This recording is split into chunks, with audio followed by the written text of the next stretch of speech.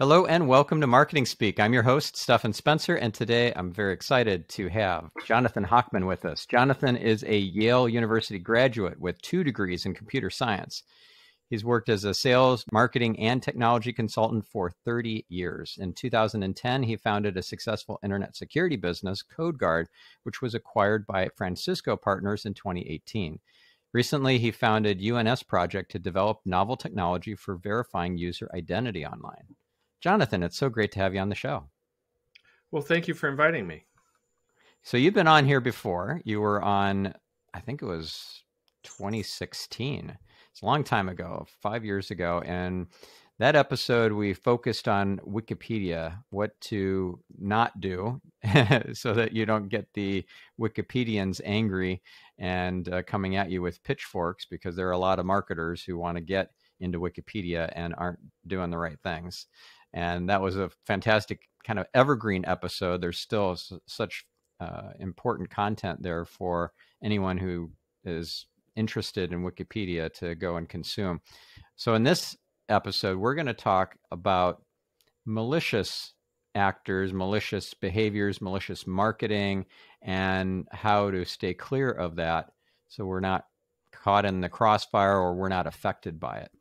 And who knows where else we'll go in this discussion, but let's start with malicious actions that happen online. Like, how do you know about this stuff? How do you get involved in this? I know that you have some background in computer science and particularly internet security. So yeah, maybe a bit of your origin story and how you got into this area of study would be great. Sure. It's interesting because people often wonder, well, Hochman, why do you get involved in marketing, internet marketing, and internet security? How are those two things in any way related? And it turns out that they are closely related because it's all about identity. It's about figuring out who you're dealing with online. With advertising, you're trying to get some information about the viewer in order to show them an ad that's much more valuable. A personally targeted ad might command a rate that's 12 times higher than an untargeted ad. So this is crucially important for publishers. At the same time, if you're trying to protect a system, when someone's trying to log in, you're also asking the same question. Well, who is this? Who is this? Is this an authorized person? Is this an unauthorized person? And it turns out that a lot of the methods that are used to do ad targeting are closely related or the same as methods that can be used to detect synthetic activity and threats. So in fact, the first area where these two things intersect is ad fraud. When publishers are targeted with an ad fraud attack, someone will typically go out and create multiple identities to go click on the ads.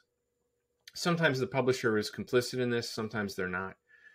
And the person who gets hurt is in the end is the advertiser, because the advertiser is showing ads to fake people, and this creates huge problems.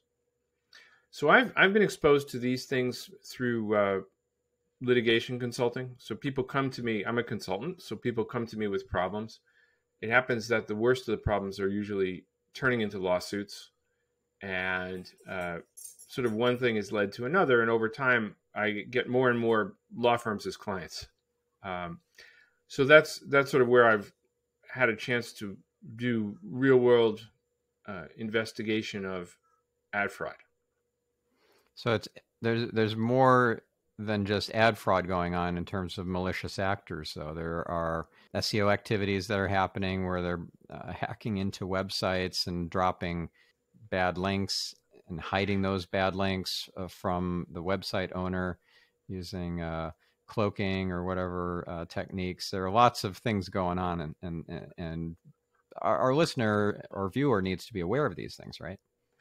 Yes. If you have a website, there's a risk that someone's going to break into it, and not because they really care about you or hurting you. They're just doing it to get a platform where they can put some landing pages for a phishing campaign, because naturally they don't want to register their own website to do malicious activity. They prefer to just break in and use someone else's.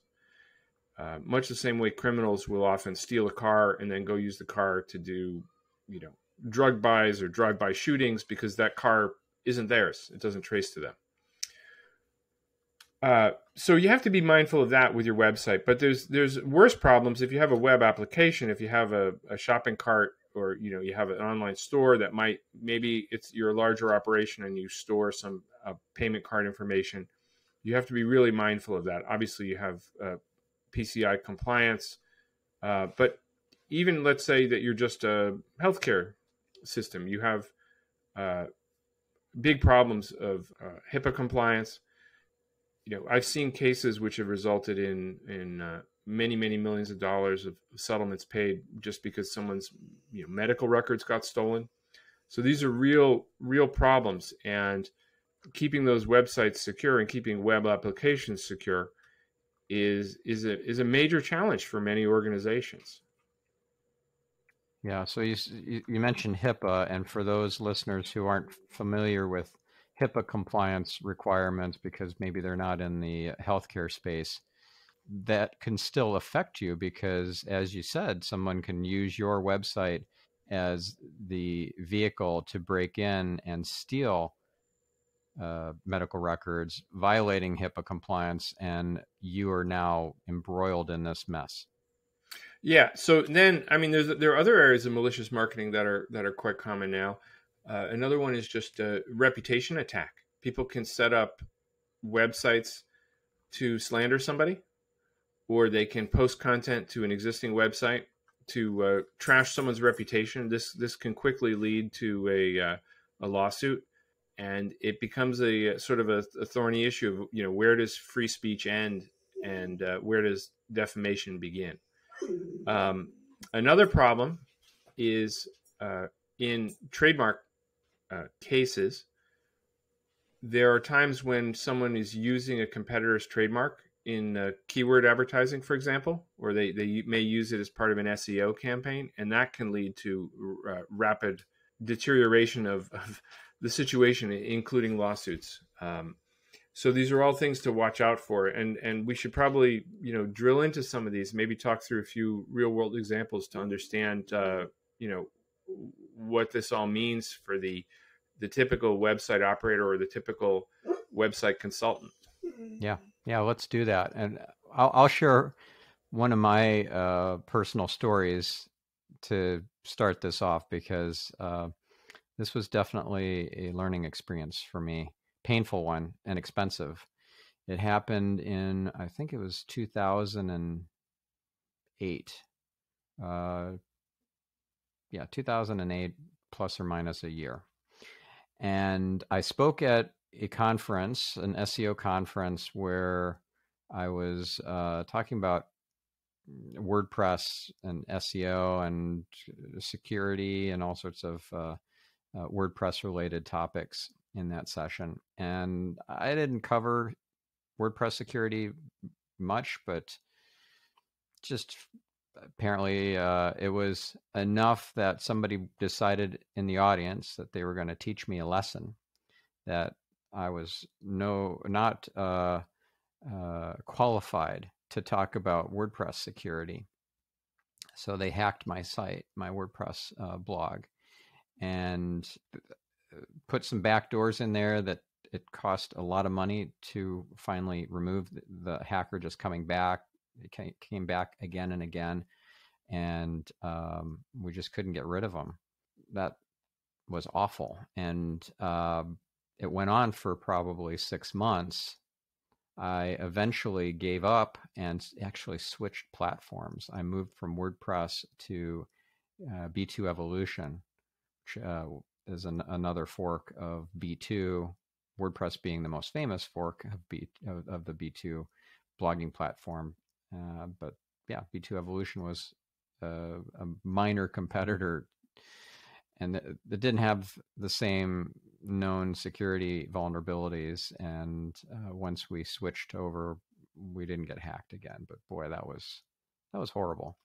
And yeah, cautionary tale. I was apparently arrogant in my presentation, and I didn't realize that. But that doesn't give anyone the right to target you for an attack. So it's just, yeah, it is what it is. It happened a long time ago. I learned some lessons from it, and it hasn't happened again. Knock on wood. Wow. So uh, the last invention I did, the CodeGuard, it was actually designed in response to a situation we had where one of my developers had his Dreamweaver software hacked. There's a password cache in Dreamweaver.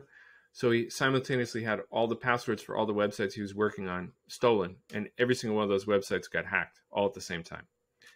And so what we learned is that trying to fix a hacked site is really hard, because it's really hard to get all the worms and Trojans and backdoors and everything out of the site. It's much easier to just erase it and restore a clean backup from prior to the attack, and then you patch and secure at that point. It's very hard to completely remove. Once something's been compromised, you pretty much have to erase it and then just rebuild it. It's trying to figure out all the different places that someone could have, put things in there is very, very hard. Yes. I learned that one. Yeah. So CodeGuard, what was that software? What did it do? So what it does is it just monitors your website files and database, and whenever something changes, it just grabs the change, and it has an embedded Git repository, and it just checks it into Git. But you don't have to know how to use Git. You don't have to think about it. There's no discipline involved. So good security is something that operates without discipline, because most people don't have discipline. So, or if they do have discipline, there's eventually a failure of discipline. So CodeGuard is good for the small website operator. It gives them the ability to be really resilient. If something goes wrong, they can just go back to yesterday's version of the website. It also allows you to set WordPress to instantly apply all updates. You just automatically apply all updates. Don't think twice about it, because if something breaks, you can always go back. Yeah. So and the reason why you'd want this versus just using the built-in WordPress backup is because I'm guessing the hackers know that you'll try to restore from backup, and so they'll infect the backups as well. Yeah, the backup. So here's the situation. It's very simple, which is, I asked this great question to my thesis advisor long ago. I said, is there any way to do a secure transaction on a compromised machine? And the answer is no, you can't. So if somebody compromises your website, you can't count on the website's own backup to work properly. So the idea behind CodeGuard is that there's a second system independent of the first system that's actually checking the first system and doing the backups. And that protects you much better, because if the biggest problem with a lot of backup systems is that you go to use the backup and it doesn't work. And that's devastating. Yeah. I also recommend the same thing. If this strategy works equally well for your desktop or your laptop and for your mobile phone. For your mobile phone, make sure you have iCloud backups turned on. Pay Apple the extra $1 or $2 a month if you need to get the storage. With your desktop, you can use OneDrive. You can use iCloud. Again, you may have to pay for storage, but back up your computer always. Make sure there's a backup and make sure it's running daily, automatically, and that it's storing the data somewhere totally independent of your location. Okay. People try to do backups on a hard drive. Doesn't work. If your house burns down or has a flood, that doesn't work. Right. You need to have multiple backups, and those backups, at least some of them, need to be offsite. Yeah, and I have two computers, so it's great because I use OneDrive and I sync between the two computers. So it's not only backing up, copying everything into the cloud, it's also using that to keep my two computers in sync. And then whenever I decide to replace a computer, I can literally just take my old computer away, erase it securely, get rid of it, buy a new computer, and I just restore from backup. And now that new computer has the same personality and data as my original computer. Yeah. just new hardware. But doesn't the cloud provide another point of vulnerability for you? So you're putting all your stuff in the cloud. Can't the cloud get hacked and then, or Yeah, everything monitored? can, everything can get hacked. So the cloud, the cloud is operating through secure sockets layer. So everything, the traffic is encrypted. So I'm not real worried about the traffic.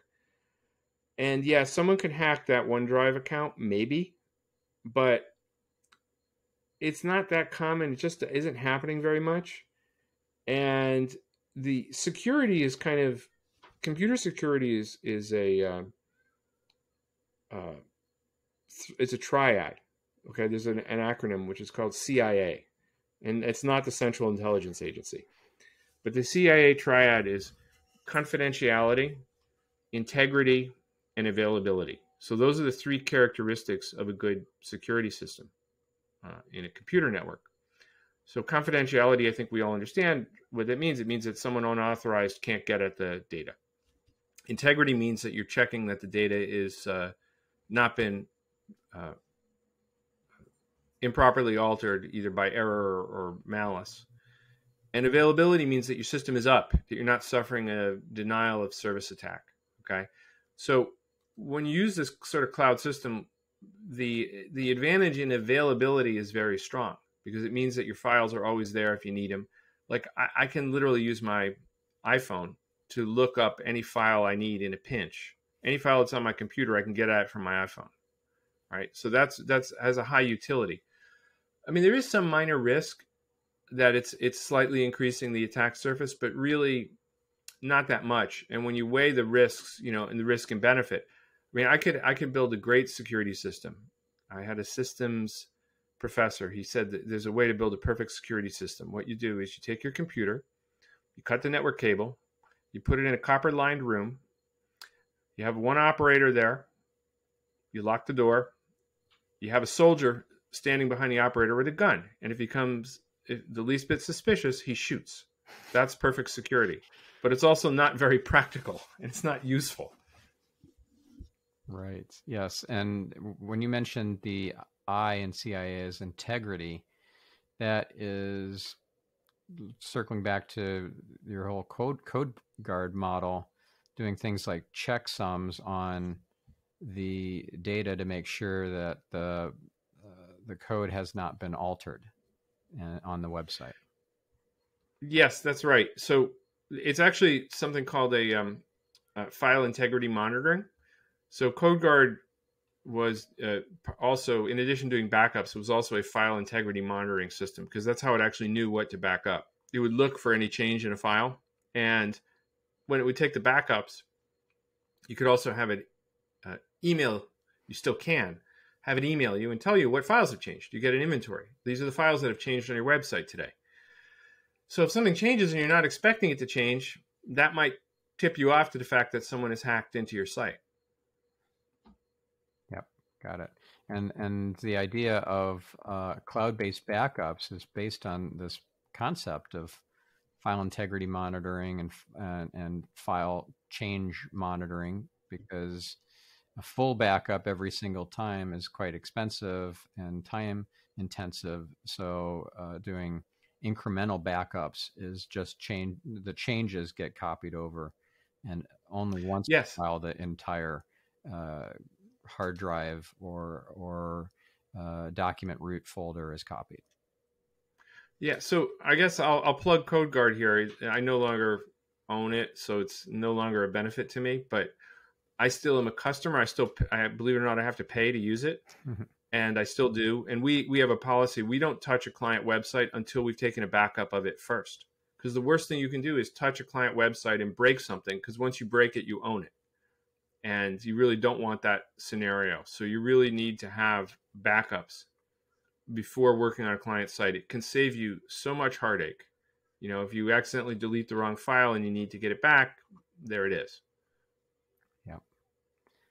Very good. Very good. So let's go back to some of these cautionary tales. I want to share one more, and I want to hear some from you and your experiences with clients and different cases and stuff, things that are not confidential that you can share. Um, one interesting story I can recall. I spoke at a BlogHer conference, a women bloggers conference, BLOGHER. My daughter Chloe, my oldest, she's now 30. She was co-presenting with me. We were doing an SEO session for bloggers. And after the session finished, we got mobbed with people wanting to, get books that I was giving away, getting questions answered, etc. And there was one lady that my daughter Chloe saw in the bathroom during the break, and she was sobbing. And she told Chloe what was going on after Chloe approached her and said, "Are you okay?" And what happened was she said, "I had lost all of my posts that I had been working on, that I'd written over the last X number of years. I don't remember if it was a hack or it was some sort of hardware failure or whatever, but she lost everything and she didn't have a backup." And I mentioned during the session the Wayback Machine, archive.org, and how it has copies of most websites. And she was just crying with gratitude and relief that she could recover her website at long last by going to archive.org and using the Wayback Machine. So that's a great story. I've actually, in the early days, have done that. I've on at least a couple occasions had a website, something lost, and we went to archive.org and found it there and restored it. Yeah. It's not the most efficient way. No, it's not. And it's also not, archive.org is not necessarily complete. So you kind of want to not rely on it too heavily, but as a last resort, it could be helpful. Yeah. And she thought she was out of options. She just had come to terms with the fact that her life's work in terms of blogging was gone. And this reignited her hope that she could get it back. And I guess she looked. That's and fantastic. Yeah, that was really, really exciting, and I was very happy for her.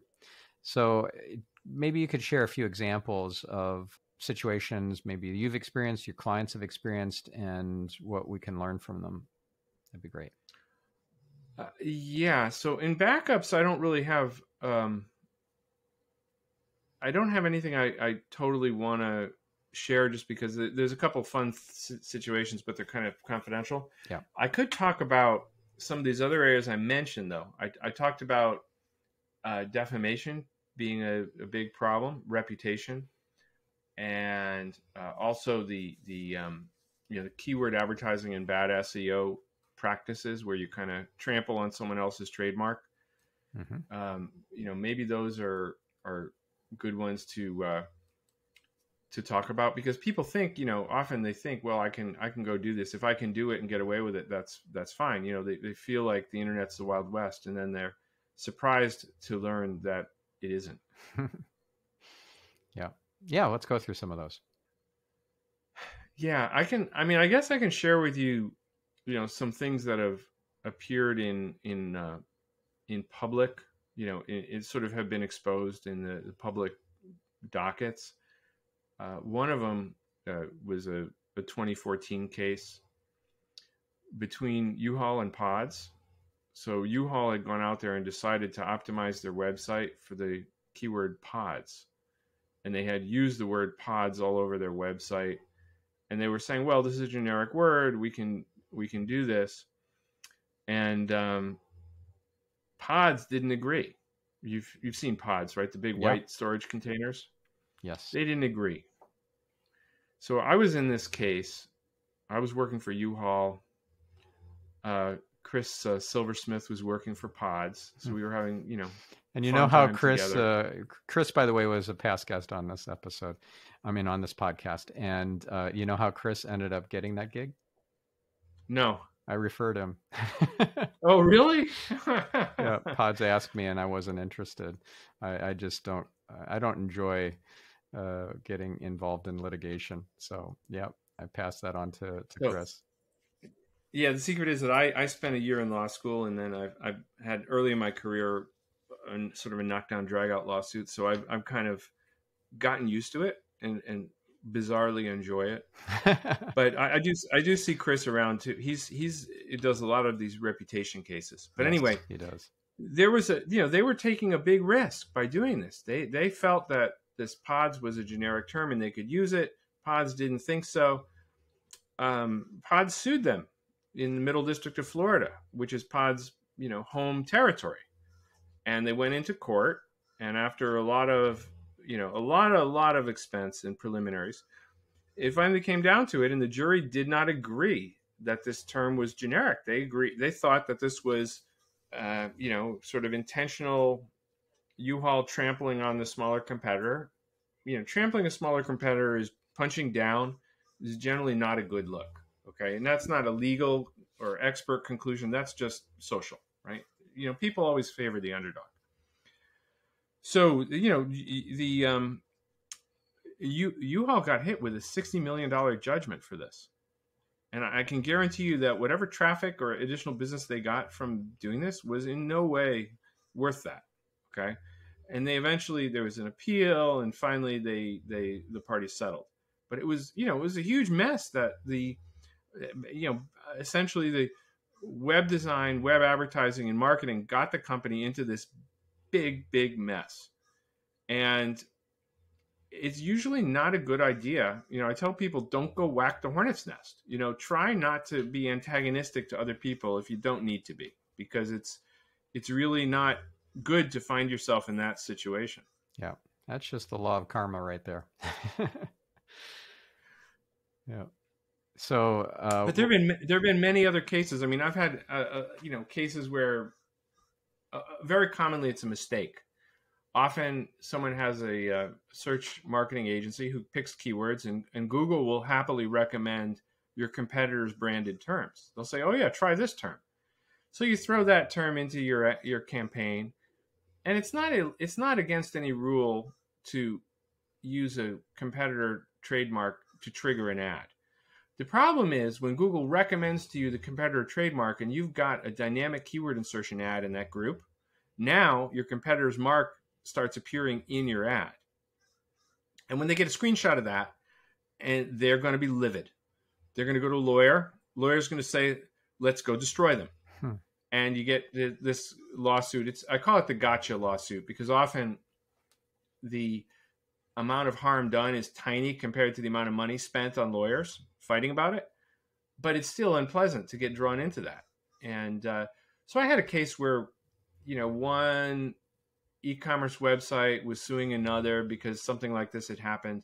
And finally, we got it settled because I pulled up the Google Analytics data and showed, look, there's only been 3,000 page views.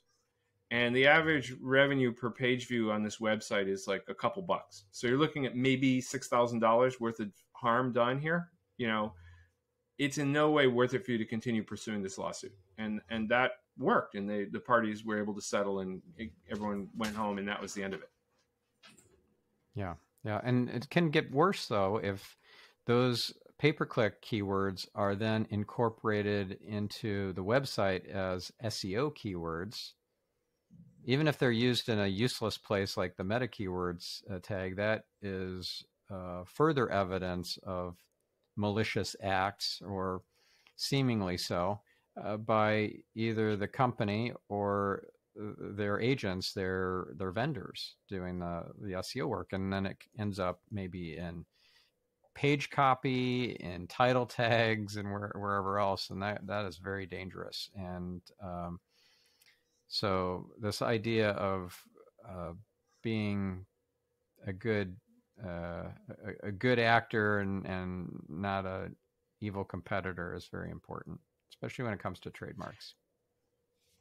Yeah, and now the same thing happens with online reviews. I've had a sequence of cases related to fake online reviews.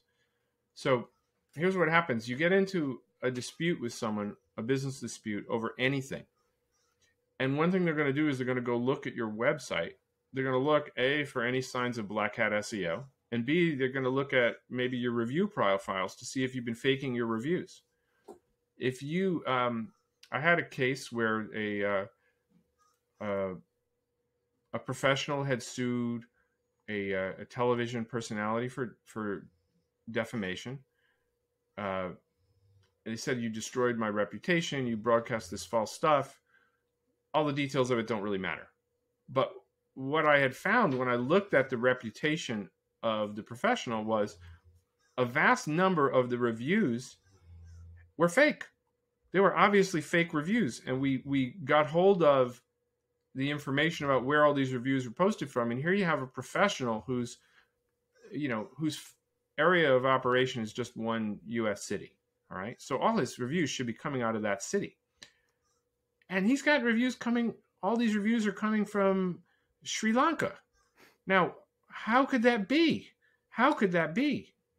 The IP addresses were, they didn't even bother to use a VPN. They just had, fake reviews, bad spelling, silly names, IP addresses obviously indicating synthetic activity.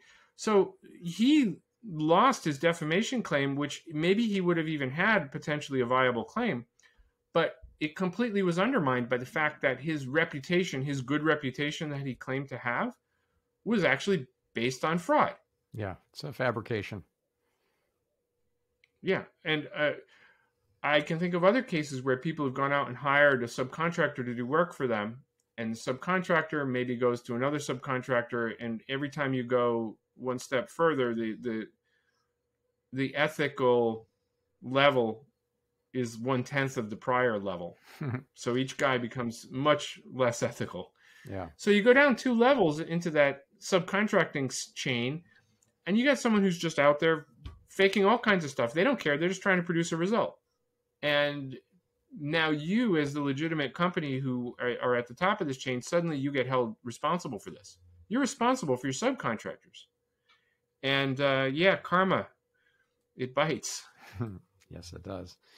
Now, can we differentiate for our listener defamation versus slander, so they can understand? Oh yeah, I went to law school and studied this, and I still don't remember the difference. And to my mind, I don't worry too much about it, because the defamation in slander, one is spoken and one is written, and for my purposes, it's sort of, I consider them the same because I'm media agnostic. Right. So if it's in a video, it can be both, because then the transcript is the written form, and then the spoken in the video is the verbal form. Yep. Now, isn't it slander is spoken? Is that right? Yes, I think I think you're right about that. Yeah, slander I think is spoken. Yeah. So, but it doesn't so much matter. But this is a good point. When I buy, I have professional liability insurance from my agency, and everyone should. I have 2 kinds of clients who are defendants. I have happy defendants who have insurance, and their insurance is paying their lawyer, and they're just like, well, okay, we'll deal with this. It's a problem. We'll work right through it. And then I have very unhappy clients who are having to pay for their own defense and who are exposed to paying out of pocket the damages because they don't have insurance. So it's a great idea.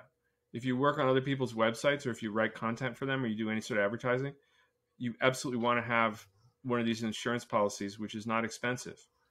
And interestingly enough, my insurance policy is priced based on the fact as if we're a public relations agency. They consider the main threat that we might write something on someone's website which is found to be defamatory, and we could be, held liable for that. Do you have an example of an insurance company that offers this professional liability insurance? I don't know all of them. It varies from state to state, but really all you need to do is go to any good business insurance broker, agent, and say, hey, I want to have, business liability insurance, and you have this sort of physical liability for if your, air conditioner drain hose gets clogged and you spill all sorts of water on the office below you, or you have a car accident while you're on business. That's one type. That's business liability insurance. And then there's professional liability, which is you did something wrong in your profession. You've done, sometimes it's called errors and omissions. Yeah. But anyone who's sort of working on websites, doing publicity or marketing, should really have some coverage for that, because despite being ethical and trying to do a good job, no one's perfect. You will inevitably at some point make a mistake, or someone will think you've made a mistake and they'll file a claim. Right. And then what other kind of clauses and protections should you have in order to protect your exposure? For example, I see plenty of contractor agreements, vendor agreements, et cetera, that have an indemnification clause where people hold each other harmless. The parties hold each other harmless in various situations. And I don't know if that was helpful at all to U-Haul in passing some of the cost of the litigation and the settlement to the company that ended up doing the work that put all the trademark infringement into the content of the site. Yeah, so I don't know about that situation, but in general, I don't know how much these indemnification agreements really help that much, because it's sort of like, I don't know. I mean, you have to ask a lawyer, but in reality, what you really want is you want your own insurance policy, because they're the ones, because people can come and sue you for no good reason whatsoever. Like, you can get sued, you can get a frivolous claim made against you, but you still have to pay a lawyer to deal with it. If you have insurance, the insurance pays the lawyer, and that's huge.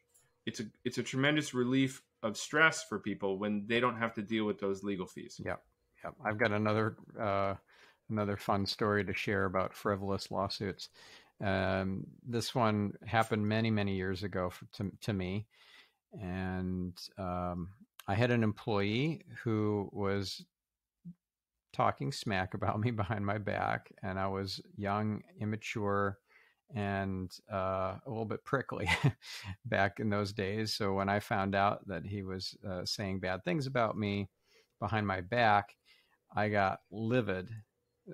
This is like the 90s, and I was in my 20s. I was, not very mature at the time to let that just roll off my back. And so I fired him, which was totally illegal. We were in Wisconsin, I work at Will State. I was within my rights, and yet he filed a lawsuit against me. And I look back at that with gratitude, because it was a painful episode in my life at the time, but it was a huge learning lesson, and a wonderful gift came out of it in the end, which was, so we went to court. Well, actually, we ended up settling before we went to the court rooms, but depositions, all that sort of stuff was very costly and time intensive. And my lawyer said, look, you're going to win this. You will, because he doesn't have a case. It's frivolous. It's a work at Will State. He doesn't have anything to stand on. And you're better off, time, cost-wise, etc., just settling it. And so I did. So he got a settlement from me, and we went our separate ways. How this was a blessing was many years later, 15 years later. This guy who I hadn't thought of in years, who I hadn't seen or hadn't seen his name, he just like disappeared from the face of the planet. And we lived in the same city in Madison, Wisconsin, not a huge town, for a number of years. And I just never heard of him, saw him, nothing. Well, 15 years later, I'm at an event. I had just had a big spiritual awakening in India a few months prior. I got touched on the head by a monk who zapped me with energy, and it was like an LSD trip. Everything was in Technicolor. I felt this deep connection to the creator, and it was just incredible. And before that, I was agnostic. So 3 months after that, I was in Colorado for an event that was like a energy healing workshop type thing. It was run by Donnie Epstein, who was a guest on my my other podcast on Get Yourself Optimized. Great episode. So definitely recommend it if this is interesting to you. So he's an energy healer, very famous founder of Network Chiropractic, etc.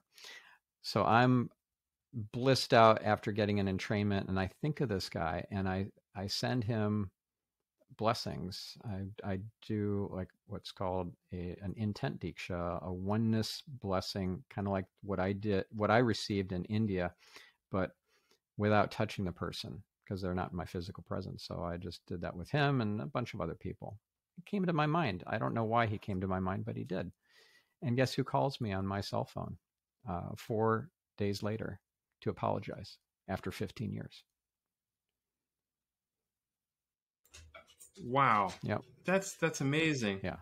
That's just amazing. And we're all connected. And it's amazing. It's amazing.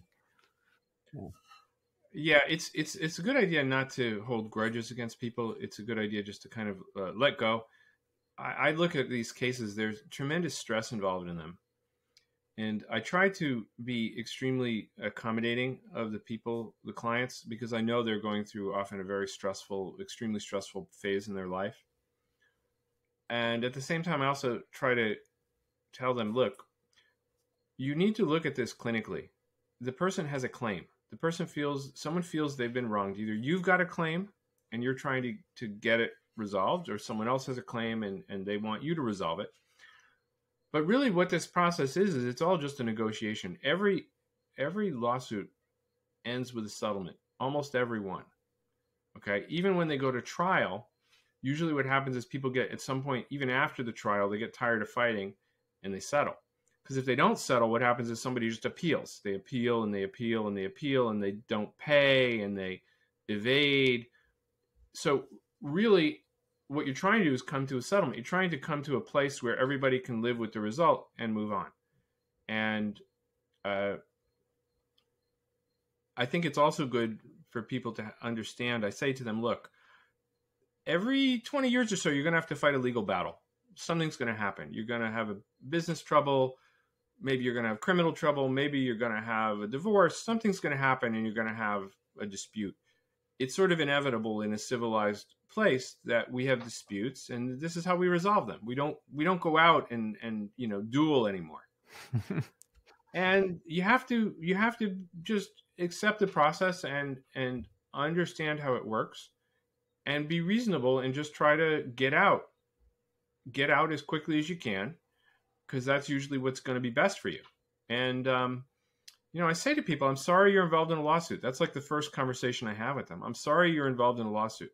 It's actually tougher on the plaintiffs because they've been wronged and they're wanting to be made whole. And there's very little chance they'll be made whole because the legal system doesn't make you completely whole. Yeah.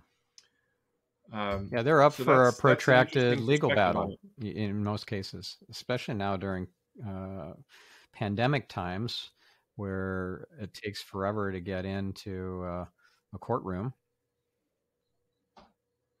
Right. So the thing is to try to maintain good relations with everyone. Your employer, your employees, your competitors. It's a good idea to try to be civil to all concerned, to be somewhat respectful, not to do things to antagonize other people, especially in your marketing, not to be too edgy or sharp about your competition. If you put up for example, a product comparison page and you put some false information in there or you exaggerate, they could sue you. They could say, look, you're making a false comparison, and they can make a big fuss over it. And I tell my clients, don't talk about your competitors. Don't even think about them. Don't worry about them. You just worry about your clients. Do a good job for your customers. Yep. The competitors, they have to take care of themselves. They have many opportunities to fail. You just focus on taking care of your customers. Yep. Good advice. Good advice. Now, in cases where someone has been wronged and, the expression is the horse has left the barn, you can't undo what was released, especially if it's really personal, damaging information. Let's say it was an ex-lover and it was a revenge porn reputation attack. That I had one of those. I had one of those cases, yeah, and the plaintiff ended up completely losing her mental health as a result of this.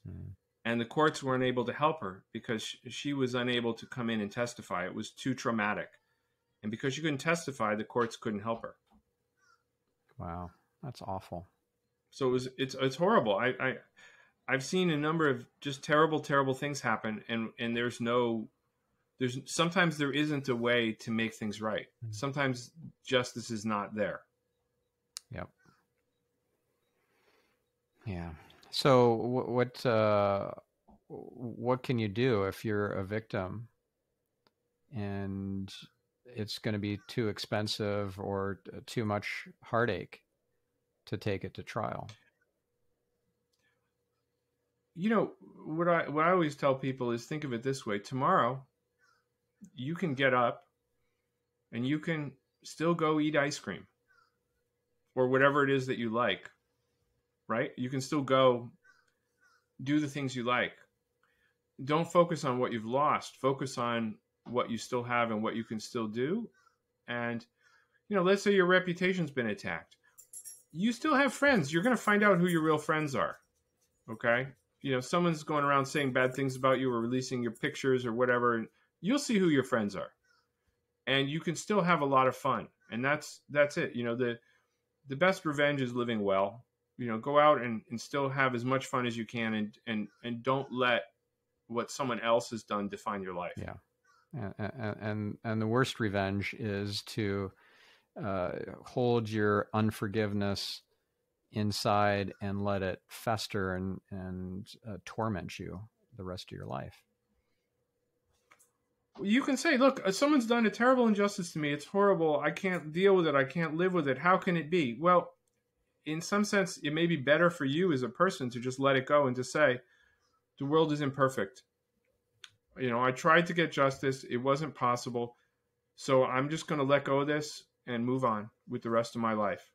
And I guess it can be hard to do. Maybe it's easier for me to say that, but than it is to do it. But it's important not to let the disputes and things eat you up. Yep. And it's also important to see the silver lining, even if it doesn't present itself immediately. Like for me, with that situation, with the frivolous lawsuit with the ex-employee, ended up being a huge gift for me and for him. And we ended up having dinner. I ended up seeing him after, you know, this thing of him calling me out of the blue, which, like I said, wasn't out of the blue. It was, we're all connected. But I started seeing him in public. I was with one of my daughters at a PetSmart, and then this was just a few months later, and I randomly, not so randomly, saw him in the PetSmart with his girlfriend at the time. It's well, and isn't it nicer to go through life and feel better about things? I mean, isn't that better? Because you could still be bitter, like, oh, this guy cheated me out of some money. Right. Money comes and goes, right? And everything comes and goes, and soon we're all gone. We're only here for a little while, and so these disputes are tough. I mean, it's tough to work on disputes, but it's a very gratifying form of consulting because most of the time the case is settled, which means that both parties came to an agreement about a conclusion that they could both live with. Yeah. Sometimes they don't. Sometimes they need the court's help with the trial. I've got a couple really messy cases this fall that are probably going to go to trial. You know, people are just, they're really livid about things. But it's a process. Eventually, they expend their energy, they expend their money, and they come to the point where they decide, you know what, it's time to move on. Yeah. It always happens. Yeah. Except for one client who ended up going over the edge, and he got arrested and indicted for about 10 different crimes for threatening the other party. That didn't work out so well. Yeah, not good. Much better to forgive. I also had an attorney. Yeah, it's better to forgive. You know, what's interesting with that client is that in that case, it was one of these silly defamation cases. And the parties, an offer was put on the table right before the jury verdict, which was, let's just shake hands and walk away. You drop your claims, I'll drop my claims, we'll all walk away. That's the end of it. And the party I was working for refused, and ended up having a judgment of almost $1 million Wow. owed, and ruined his life. And then he got in trouble for things like violating protective orders and other bad stuff. And now he's got much more trouble than before, and it wasn't worth it. He should have taken the settlement. Yep. Yeah. I had another legal example here. It happened to me. I owned a website called WritersNet that I had founded back in the mid 90s, and there was some negative stuff about a particular literary agent, and it wasn't unfounded either. But she filed a lawsuit against not just me and my website, but also the Science Fiction Writers of America, the Wikimedia Foundation. It was pretty wild who she threw into the mix as who she's targeting with this lawsuit. The EFF, the Electronic Frontier Foundation, came in and got Wikimedia Foundation out of it, got that thrown out, and this isn't so much a cautionary tale as an example of good fortune or a silver lining, in that that website, WritersNet, ended up being being carved out of the acquisition. So when Covario bought my company, my agency, and all the websites that it owned and all the domain portfolio and everything, it carved out WritersNet. Said, we don't want that because there's an open lawsuit on this. And I'm like, okay, I'll hold on to it. And shortly after the EFF thing with taking Wikimedia Foundation, the whole rest of the case fell apart, and I was left with this website that I ended up selling for 6 figures. So wow, that was pretty cool. That was nice, a nice win. So always try to see the hand of God in everything that happens, even if it seems like tragic or very challenging or difficult. Yeah, and there's this old saying, right? If you don't have enemies, you don't have character. If you stand for something, and you're there and you're visible, you're likely to get into some disputes. That's just how it is. Yep. So true. All right. Well, how does our listener or viewer learn more from you, work with you if they have a legal case or they need some guidance, some consulting on sales, marketing, technology, security, any of that? Yeah, just Google me. You'll find me. I'm there. So HochmanConsultants.com. Okay. This is HOCHMAN. And I've got great associates too. I have a partner with an MBA. I don't have the greatest mind in business, but he's pretty good.